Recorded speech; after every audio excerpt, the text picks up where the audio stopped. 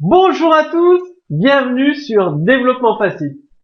Donc on continue ensemble à passer directement à la partie pratique pour utiliser les fonctionnalités Ajax dans vos sites internet. Donc cette fois vous allez apprendre à charger des fichiers XML.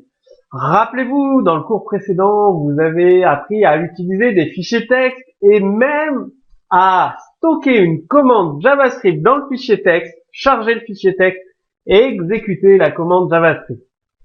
Si vous ne l'avez pas vu, je vous renvoie au cours précédent. Je rajouterai un lien sous ce cours, comme ça vous pourrez y accéder directement. Donc là, le but, c'est d'utiliser les fichiers XML.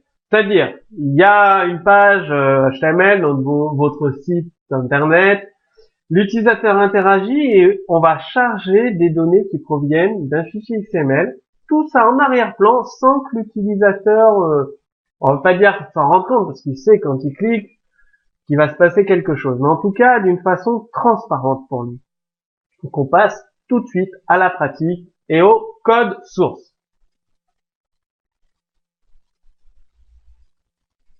Alors, c'est comme le cours dernier, vous avez un bouton pour charger un fichier XML, on va afficher.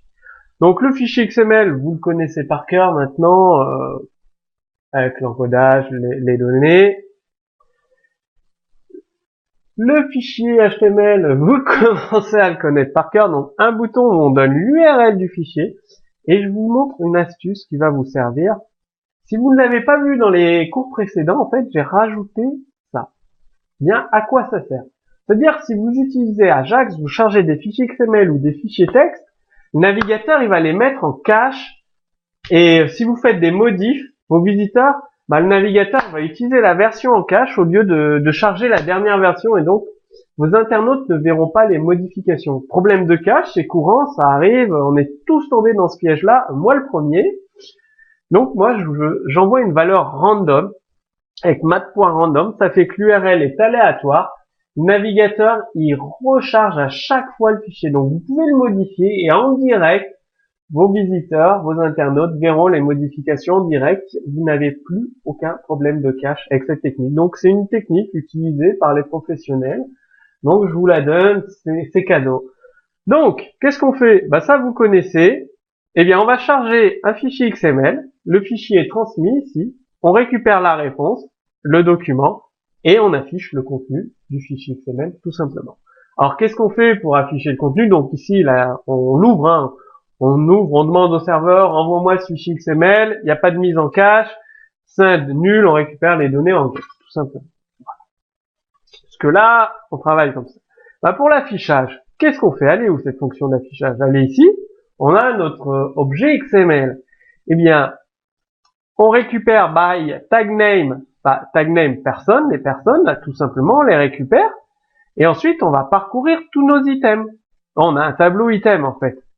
On a récupéré tous les tag name personnes, ça nous a créé un tableau. On va parcourir ce tableau et afficher tous les éléments. C'est-à-dire là, on aura 1, 2, 3, 4, 5 valeurs dans notre tableau.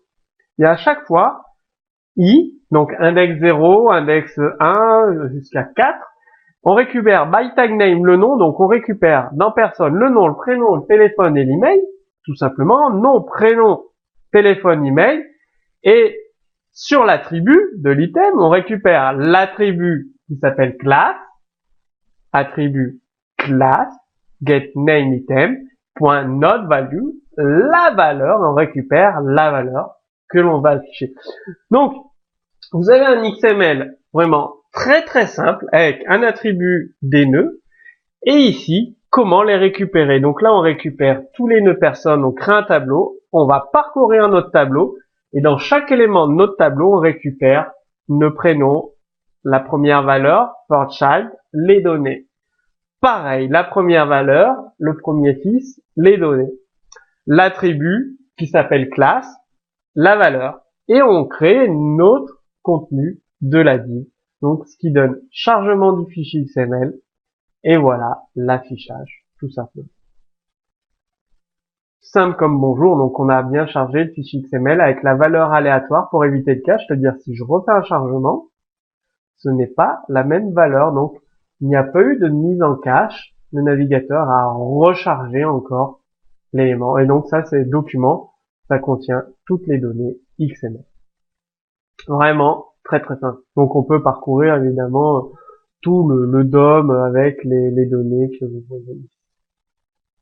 Alors, eh bien, maintenant, avec Ajax et XML, c'est-à-dire le fichier texte, c'est un petit peu, c'est pas très simple à analyser avec JavaScript. Alors qu'avec un fichier XML, vous avez vu avec les méthodes getElement by tagname, point attribut pour récupérer les attributs, noteValue, forChild, avec ces méthodes JavaScript, vous accédez directement aux données XML qui vous intéressent.